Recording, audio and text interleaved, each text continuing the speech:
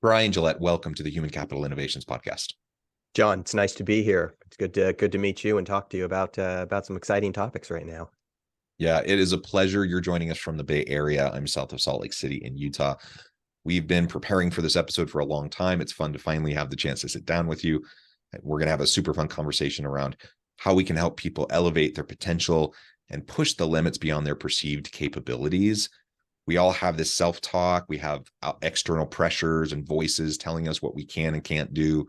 How do we break through that? How do we help people really reconceive their potential and to achieve at the highest levels? That's really going to be the topic for the conversation today. As we get started, I wanted to share Bryan's bio with everybody. Bryan Gillette is a former Silicon Valley human resource executive, founder of his own leadership consultancy business, and amateur ultra endurance athlete. He has ridden his bike across the United States and run 205 miles around Lake Tahoe. Bryan knows how to connect with both the business leader or the amateur athlete to help them reach their peak and achieve their impossible.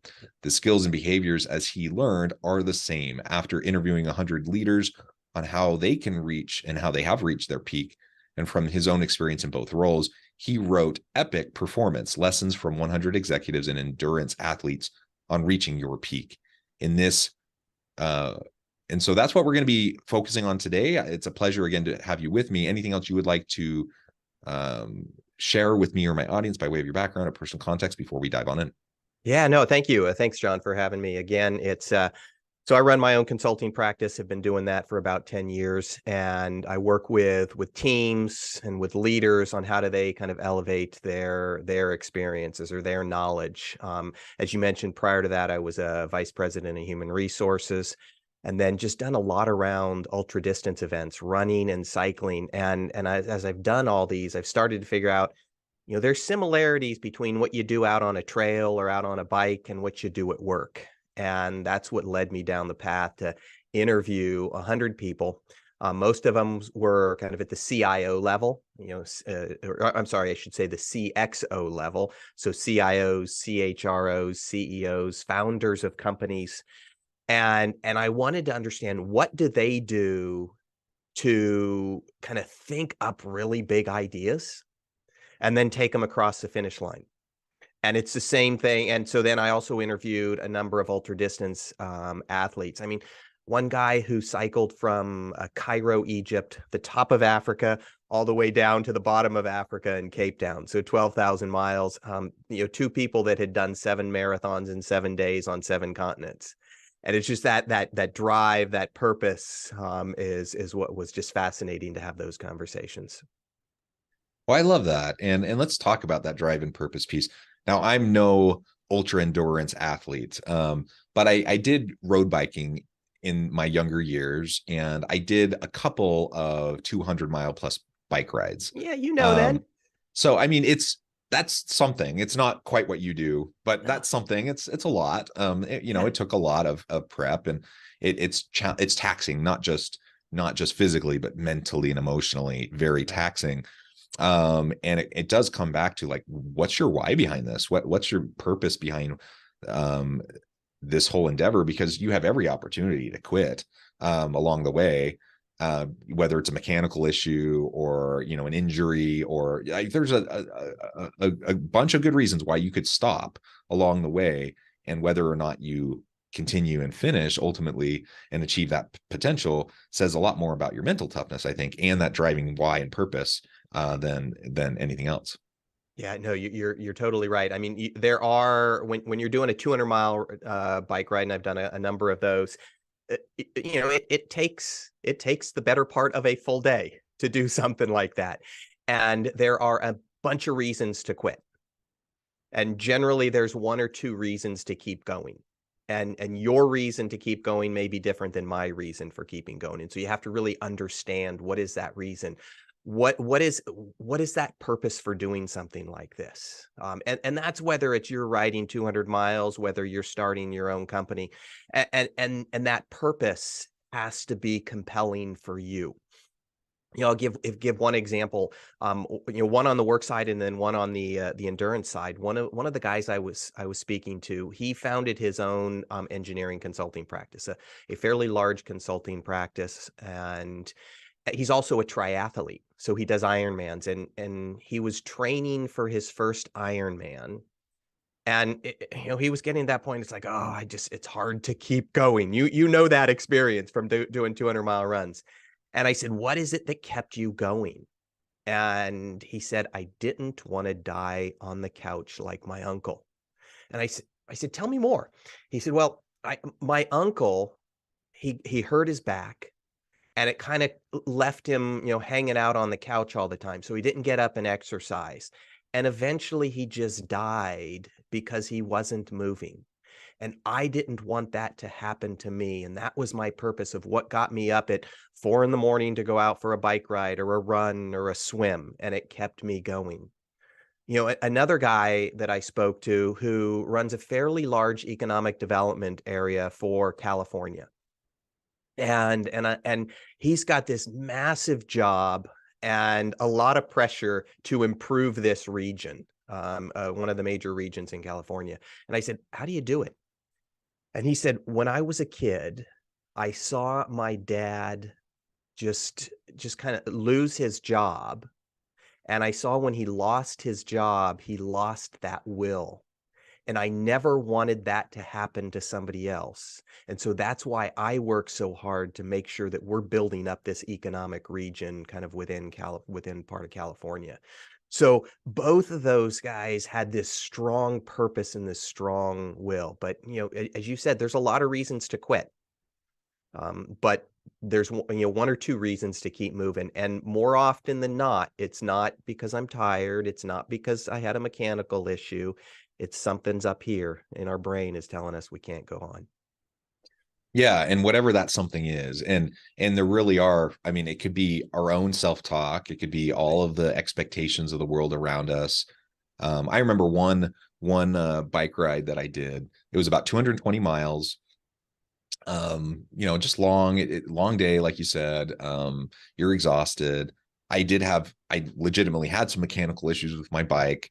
I had a friend that I was riding with who had crashed, who I was trying to stick with to help along. And so we kind of got behind the big group. Yeah. And eventually he did drop out. He legitimately crashed. He got injured. He tried to persevere and he just couldn't continue.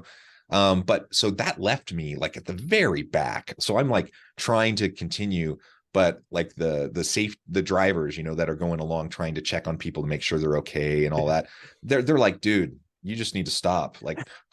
So so not only am I like thinking, oh, my bike's not quite working. I'm down to that last 30 or 40 miles. I'm like, I can finish. I can do it. I can do it. And everyone's telling me, dude, just pack it up, so whether it's other people telling you need to stop, whether you have legitimate issues that are hindering your ability to operate at the highest level, or whatever, ultimately you have to decide, are you going to listen to those voices, or are you going to persevere and continue? And in the entrepreneurial world, in the business world, I mean, it's not for the faint of heart. Like it's a labor of love. It's so much blood, sweat, and tears. It's such hard work, emotionally, mentally, as well as just all the work you're doing within your organization. Like you really have to want it. And if you don't, you're not going to continue. Most entrepreneurial endeavors fail. Why do they fail?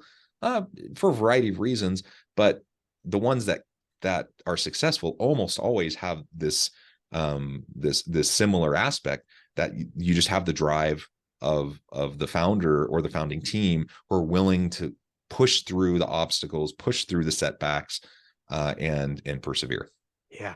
And one of the founders I talked to, who I was involved in a company that eventually bought his company, and I was doing a lot of the due diligence. I did a lot of the integration work and got to know this founder really well, and then interviewed him years later for the book.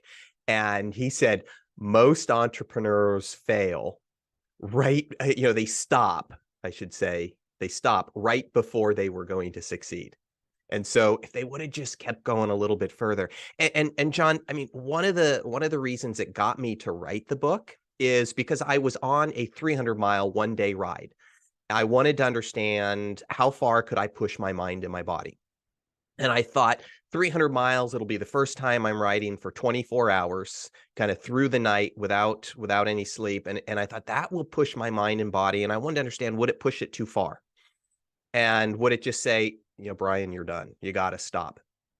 And so I had collided with another bike earlier. I needed a new front wheel, got that, you know, somewhere around mile 150 or so.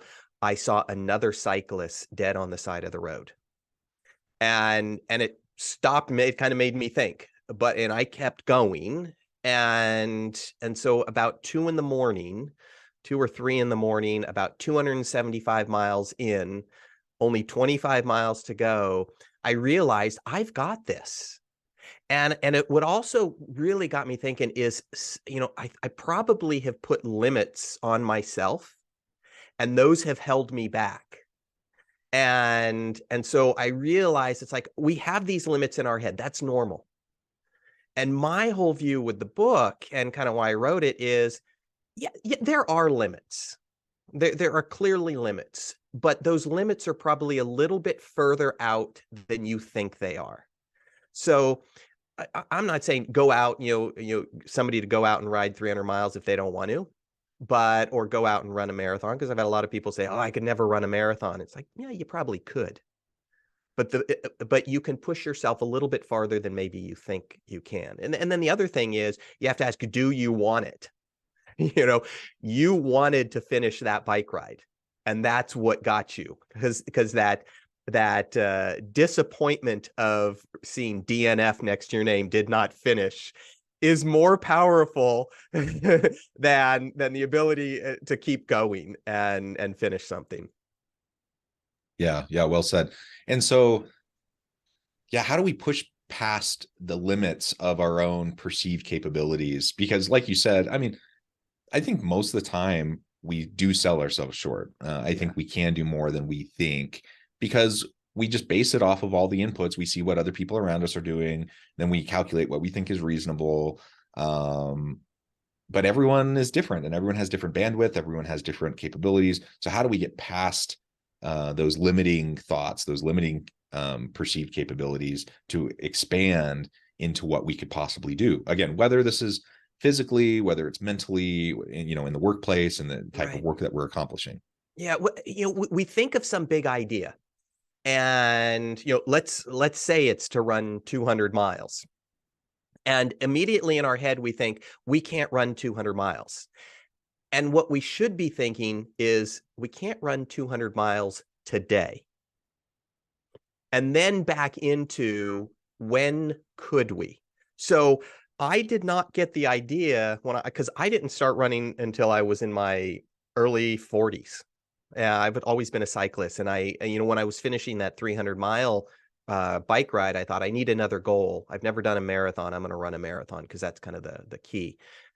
You don't start off, you get up in the next morning and you run 26.2 miles.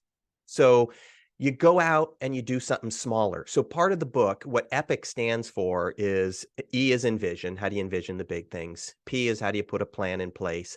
I is iterate, and I'm going to come back to that one in a moment. How do you iterate and work your way up? And C is collaborate, work with other people. And then the last one is perform. So that's EPIC performance. So you don't start off running that marathon. You go to iterate, and iterate is working your way up to something. When I got the idea to run the marathon, I went out, bought a pair of shoes, and went out and ran for 4 miles. And I will tell you, when I got back after those 4 miles, my legs were shot. Your body was screaming at you, right? It wasn't screaming initially, and so I did it at a lunchtime. I was working from home, and then later in the afternoon, I had to go upstairs to go to the bathroom, and I thought, wow, man, then going upstairs is kind of hard. And so you may think, okay, man, 4 miles almost killed me. I'm never going to be able to run 26.2. And my view was, okay, I know I can do 4 miles. Next week, I'll do 5. So you iterate your way up, but we often think of, okay, what's the big thing? I can't do the big thing. Well, break it down into smaller things. So break that marathon down into a 4-mile run. and then next week it's a 5-mile run, and you succeed at 4 miles, and that gives you confidence. You know, think about when we all learned to swim. We did not go jump into the deep end of the pool, because had we done that, we would have gone down to the bottom and we would have lost all confidence. We go to the shallow end of the pool, we get comfortable in the shallow end of the pool, and then we work our way into where it's 3 feet of water and then 4 feet of water. And that builds up our confidence. And that confidence allows us to go into bigger and bigger things. So start small and work your way up. Confidence comes from success over and over and over. It also involves is, you know, when you trip, when you fall, when you fail, learn from it and then try it again. So that's all what iterate is. Yeah, and I agree. Iterating is so important. And again, in business, of course, that's the name of the game if we want innovation. If we want to continually add value to the market and be creative and have innovative solutions. I mean, every now and then you'll have that spark of just like genius insight that is innovative, and then you can figure out how to implement it. But for most people, most of the time, that's not how it works. Like you're in the grind, you iterate, you test things out, and you make incremental improvements over time. And it's just that, like, be 1%, 2% better every day. Just that little bit of tweaking and iterating over time then creates a huge, massive improvements in your ability and your capabilities and what you're accomplishing. I mean, imagine if you're just improving 1% a day, what you're accomplishing in a year in terms of the improvement. Yeah. And we too often think too short term. You know, we think a year out or maybe even 2 years out. But think about 10, 20, 30 years out. You know, because there's a lot you can do. You know, I was talking to somebody the other day, and they run a real estate investment company, fairly large real estate investment company. And I said, why'd you get into it?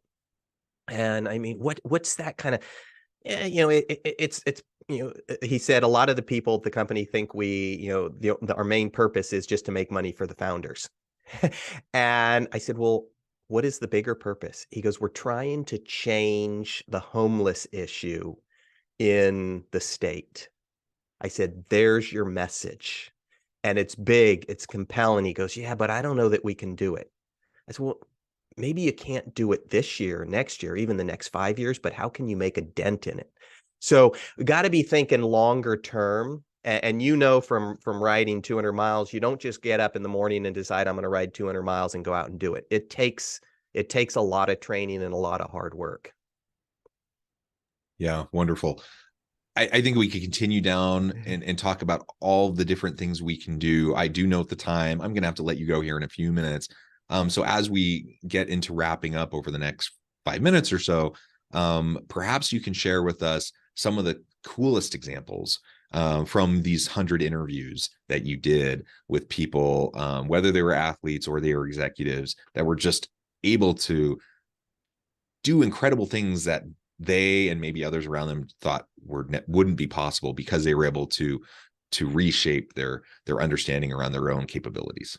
Yeah, you know, one of my favorite stories, it's a woman by the name of Allie, and when she graduated out of college, she went to Africa, into Sierra Leone, and she saw just kind of this destitute poverty. There's 1 billion people on the continent, and I think it's like 80% of them are in poverty, and predominantly impacting women much worse. And she wanted to make a difference, and she got connected up with this guy who had been doing some work in Africa, and they formed this company called All Across Africa. And she's based down in San Diego, but they do all this work in Africa. And what they do is she hires females to weave these beautiful baskets, and they're in Africa. And those baskets are then exported into the United States, into Europe, and sold at places like Target and Costco. And so you can buy them here, you can buy them online.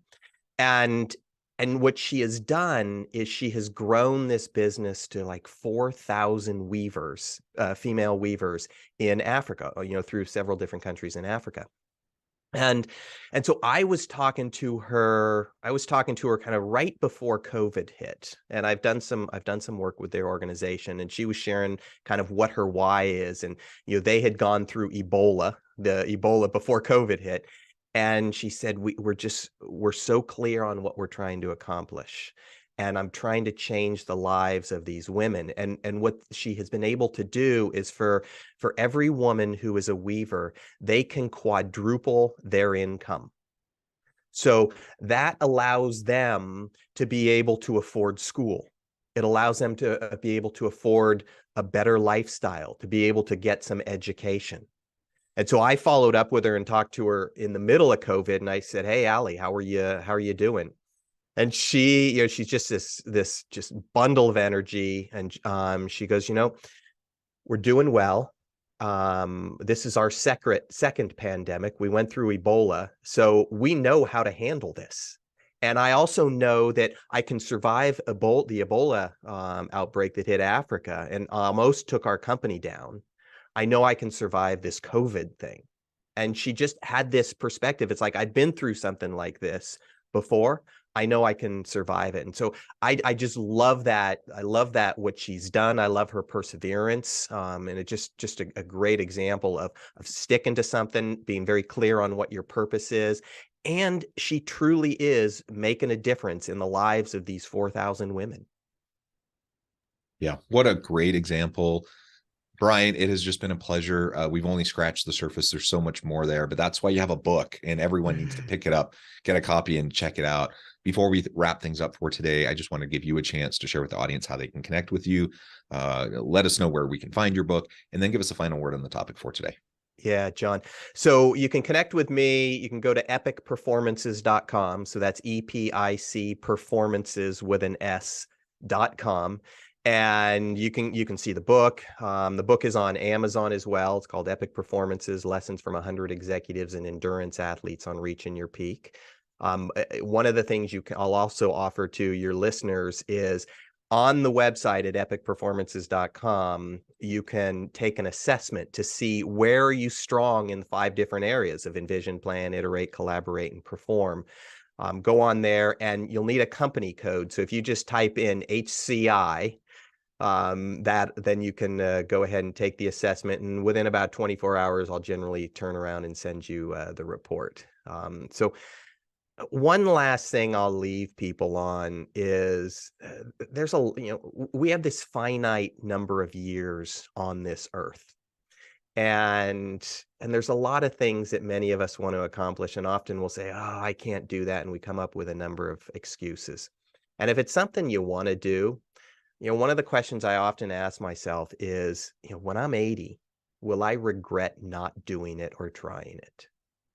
There's a lot of things that, when you do some research in kind of regrets, people often regret what they didn't do versus what they did do. So ask that one question if you got something big in your mind.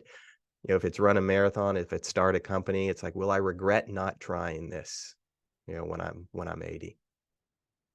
I love it. Bryan, thank you so much. It has been a pleasure. I encourage my audience to reach out, get connected, find out more about what Bryan can do for you. Check out the book. And as always, I hope everyone can stay healthy and safe, that you can find meaning and purpose at work each and every day. And I hope you all have a great week.